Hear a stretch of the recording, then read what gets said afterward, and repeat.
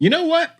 This could be a brand new instant horror classic. Good morning, good afternoon, or good evening, depending on when you're watching this. My name is Brandon Aries, and welcome to The Sanctuary. I feel like other than the Terrifier movies, there really hasn't been a movie that's made me go, oh yeah, horror-wise, this will be an instant classic. That is until now.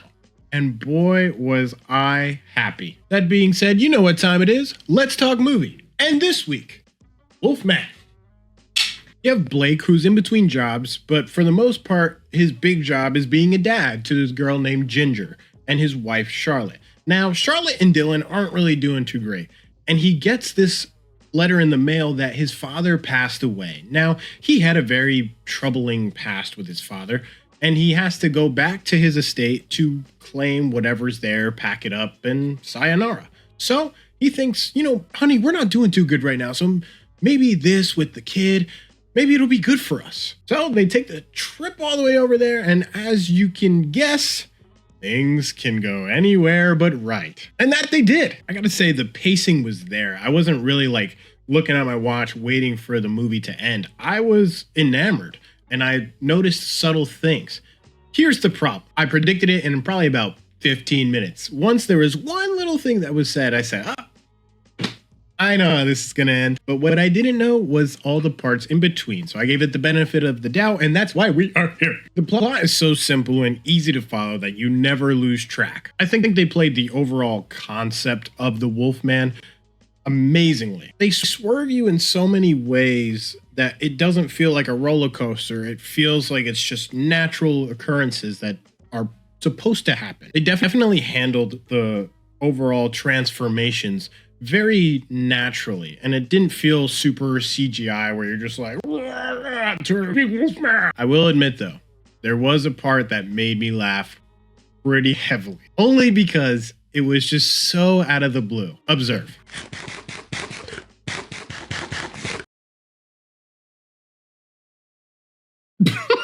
In that moment, I thought, hey, if that was my house, that guy would not be getting past me. Another thing that I enjoyed about this film as well is that they did a great job at blending and showing the two perspectives between the Wolfman and Charlotte with her child Ginger and Blake.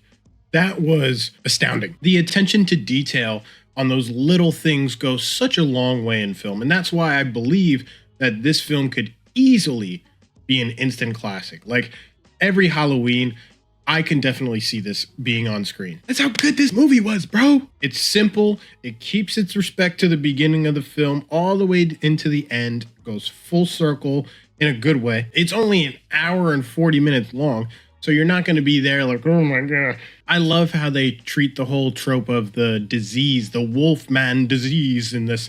I think they swerved you in so many great ways that had you I think the way that they brought the story together, as well as the swerves to how the Wolfman became the Wolfman, was very intriguing, extremely exciting, and overall put together a wonderful story. This was definitely a step in a good direction for Blumhouse. I felt like for the past couple months / last year, they kind of made a couple duds, and I felt like this was a good step for recovery. And I know it's not exactly Halloween, but who doesn't love a good scary? Go see Wolfman. And then, when you're done, you can come back and watch more videos here in the Sanctuary where we talk about movies all the time. It's great. Are you going to see Wolfman, or did you see Wolfman? Let me know in the comments down below. I'd love to hear what you have to say. Also, what movies are you looking forward to in 2025? Let me know.